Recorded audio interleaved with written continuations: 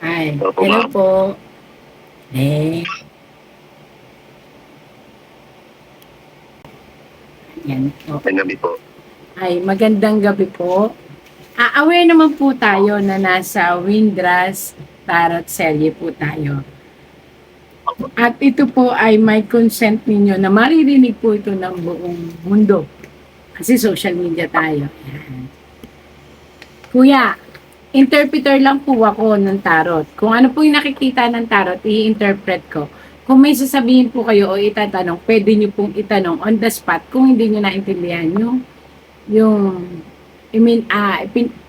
sinasabi ko no, sinasabi ng tarot. Na po? Okay po. Ngayon po, again and again, welcome to Windra Tarot Serye po. Mapagpalang araw po sa inyo sa ating lahat, sa inyo, lalo na sa iyo kuya. Salamat po at kayo ay pumayag na ito ay isa publiko na pagbabasa ng tarot. Sa ngayon kuya, pwede ko pong hingin ang buong pangalan, apelyido, birthday niyo po. Opo. Si November 15, 1984 po. Kuya, okay lang bang itanong sa inyo kung ilang taon kayo? Yung total. Ngayon po, Apa, ano po, 41 na po ako. 41. Naku, di may nangyari. Wait lang po at may nag-block sa iyan. Ayon po sa pangalan po muna ang ating babasahin kuya ha. Ayon po ngayon sa inyong pangalan na binigkas, naiinip kayo kuya. I don't know bakit. Para kayong nawawalan ng pag-asa dahil sa sitwasyon na parang inip na inip ka na may mga bagay ka na dapat nagawa na pero dahil po sa nanghina ang inyong kalooban, parang na-stranded. At ngayon pa lang nyo naiisipan ulit muling gumalaw. Tama po ba yon? Ang problema natin kuya, ito magpaka-diretso tayo. Sabi nga ang tarot ay isang guide. Nasa aura po ng inyong pangalan na may pinakawalan kayong isang opportunity. Medyo matagal-tagal na po ito. Kaya lang ngayon nyo lang na-realize na sana hindi ko ito tinalikuran. Una sa lahat po, yung karakter po natin kuya is mabagal. Huwag kang magtampo, mabagal mag-isip. Kumbaga, sa sobrang gusto nyo makasiguro, sigurista po kasi ang inyong pamamaraan eh. Sa sobra na gusto nyong makasiguro sa mga sitwasyon ng pagpaplano, ang nangyari po is na nalipasan ng panahon. Delay. Na-delay. Tama po ba? Yun ang naging problema po, ha? Kaya ngayon po, sabi nyo nga po, hahabulin nyo ang sitwasyon. Ang problema naman po, in a matter of time, may problem po tayo, not only sa sitwasyon, but also in health. Oh, Nakikita ko po sa inyo ang napakataas na bad cholesterol, although hindi naman po kayo matabang-mataba. Tama po ba yon? ngayon po. Abnormal ang blood circulation natin po. Ang taas po ng acid reflux natin. Opo. So, yun, isa yan. Isa yan sa mga pag-iisipan natin. Una, yung health natin. Hindi na tayo po bumabata. We are going to a way na parang papunta na tayo sa grow old. So, kung gusto man po nating habulin ang sitwasyon, makaka-apekto ito sa atin. Ano pa?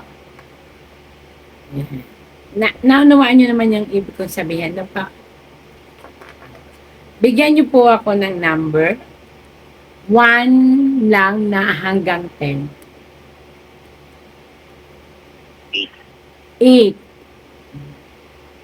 Kuya, mayroon pang nasa puso mo na hinanakit sa isang pamilya. Tama, mali. Walang sekretuhan dito. Sabi mo, matapang ka, kaya mong ilabas sa madlang bansang social media. Tama, di ba kuya? Tandaan mo kuya, forget and forgive. That is the only way para mauling mabuo ang inyong pamilya. Masakit man, pero ito po ang unang lumabas sa number 8. Ito ay isang sirkulo ng isang kaguluhan sa pamilya kung saan nagkaroon ng matinding selos, pagdaramdam, at ngayon ay watak-watak. Hindi ko kayo kilala kuya, pero dito nyo makikilala kung sino si Madam Winda. Pakikialaman ko kahit ang pinakasimpleng sikreto, doon mo makikilala kung totoo o hindi. Kaya lang kuya, ito hinihiling ko sa'yo. Magpatawad ka kuya.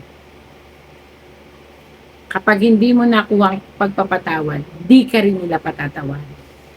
At misleading lang po, may tao lang na nagpagulo.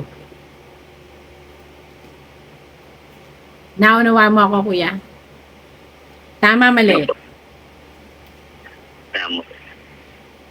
Yun lang ang hiling po ng tarot. Sabi nga nila, ang tarot ay isang guide. I-guide kita sa pinakaalam kong sitwasyon na tama. Hindi kita i-guide sa sitwasyong mahuhulog ka sa bangin. Doon po kasi malalaman na mabuti ang tarot. Marami po kasing nagmi-misjudge.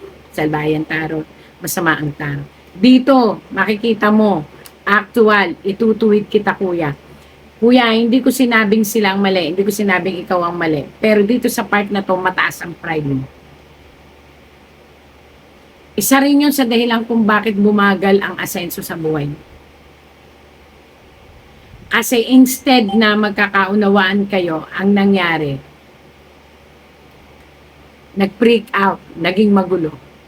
Mas pinaniwalaan ang mga salita ng mga tao sa paligid. Mahirap kuya, sabi nga, sa mundong ibabaw, kaya ko ito pinapakialaman sa'yo. Masaya ka ba ngayon kuya na malayo ka sa kanila? Parang hindi. Kung hindi po, parang hindi ganun na. Hindi ka masaya? Parang hindi po nag-aad. Pero mas maganda yung talagang buo or parang ganun. Diba kuya? Yun sinasabi ko kasi mabuti kang tao. Nabigla ka lang sa mga sinabi mo. Nakita ko sa'yo, unang tingin ko pa lang, mabuting tao to si kuya. Kaya lang siguro na na-provoke ka. Na-provoke ka, kaya nakapagsalita ka. Kadugo mo yan, kuya. Parang nabibigla, parang ganun. Kasi siyempre, sa mga sitwasyon bago. Pero ang lapit lang nila, kuya. Bakit ayaw mo mag-approach? Mag-reach out. Ilang lakad lang yan. Pag paano naman po, ako po yung taon, hindi ako basta-basta nagtatayin kung ano-ano kahit pa. Kung naano ko na po yun, okay na parang ganun po. Pero parang hindi ko alam kung nag-aantay o something ganun. Ano yan, kuya? Tandaan mo to, kuya. Lahat ng tao ay nagkakamali. Pagpasa Diyos mo na lang. Alam ko naman na kaya ka nasaktan parang feeling mo nalampasan ang pagiging may edad mo di ba?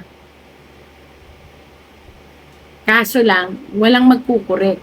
Kasi, na-poison na nga rin ang isip nila So, ikaw na lang magkakababa.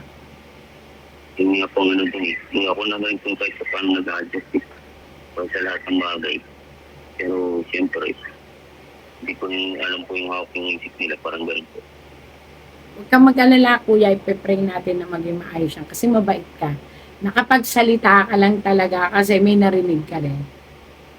At yung narinig mo yun, hindi lumampas sa utak mo, parang feeling mo, teka, parang pinagkakaisahan na nila ako Parang nawawala na pagiging matanda ko dito. Di ba, kuya? Parang ganun na rin po yun. Opo. Hayaan mo yung kuya. Mabait kang tao, tandaan mo kuya. Mabait kang tao. Hayaan mo sila. Basta ikaw lagi kang ilapat mo ang paa mo sa lupa. Pagpapalain ka.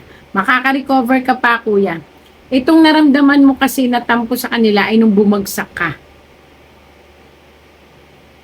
at natenga ka. Di ba, kuya? Kaya nagpatong-patong na at na-dilute na yung utak mo. Pero ngayon, kuya, konting tiis na lang, kuya. Siguro kailangan muling bumalik ulit sa pananalig ulit sa Panginoon, kuya. Kasi nananalig ka pero parang kinu-question mo siya. Kinu-question mo kasi ito yung panahon na na-depress ka dahil parang nawalan ka ng lahat ng mga bagay na pinaghirapan mo dahil sa isang pagkakamali. Yun nga po yun, pero hanggat maaari, hindi pa rin akong tulong sa kanya. Huwag kang mag-alala, kuya, mahal ka ng Diyos. Nakita mo nga, gumagalaw pa rin siya in different way. Nakakaraos ka everyday. Samantalang kung tutuusin, lugmok na lugmok ang pakiramdam mo. Tama, kuya?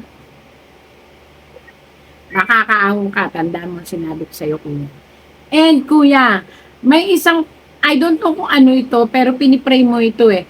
Parang ito ay isang pera na matatanggap mo. Isang pera ito, kuya. Yun nga po yung sinihano ko kung papaano. Parang gagawin o parang gano'n. Paano makuha, gano'n. Kailangan nito, kuya, umapila ka eh. Not umapila o lumapit ka ulit. Kailangan mo siyang maano, kuya, may agency kang lalapitan eh. Pera mo to, pinaghirapan mo to, kuya. Tama? Kailangan lang may legal counsel. Matagal na tong perang to, kuya.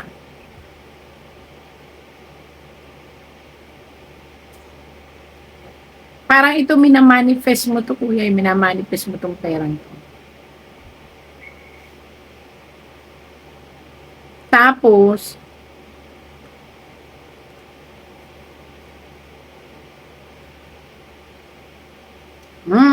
kumukuha rin ng lakas ng loob sa loterya. Sa lottery, kumukuha ka, kuya, ng lakas ng loob. Ito yung talaga. Paano ba? Ano, kuya? Paano ng swerte po? Alam ko. Ito yung gusto mong hanapin, di ba? Yung pagbubuo ng mga numero na talagang suswak. Matalino ka, pinag-aaralan mo, no, kuya? Opo. Meron kang ginaganon? Galing. O sige, kuya. Hindi ko ito alam kung tutumpak ito sa iyo. Pero ayon dito, number 6, kunin mo, bilis. Pero hindi ito sure, ha? Minamanifest mo lang to, kaya inaano ko sa'yo, itong hiling mo eh. Itong hiling mo, di ba? Opo. Ayon dito, may 6 ka na numero. Pagkatapos, may 25 ka na numero. May 8 na numero.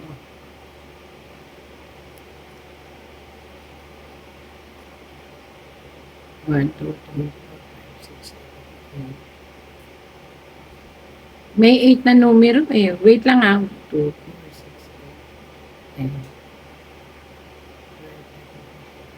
6, 8, 22. 25, 22, 5, 8. Ilan na yon? 4, 6. 6 pa po. Ito yung minamanifest mo, ito yung pinag-aaralan mo eh, di ba, kuya? Opo. Yung mga numbers po na ano. Ang galing mo nga eh. Paano mo nagagawa yun? So, naki-jamming na rin ako sa'yo. Tandaan mo, this is just a number. 33. 33, kuya. May 33 ka. Siguro kaya ka may 33, kuya. Kuya, nasa bahay ka lang ba ngayon? Opo. Ngayon po sa trabaho po. Ako po yung gano'n yung mga bata. Kuya, hindi ko marinig. Ako po yung nagano po sa mga anak ko po. Ngayon po sa trabaho. Ilan na yan, kuya? 33, 22, 23. 568. Ilan na? Ano na? Anim po.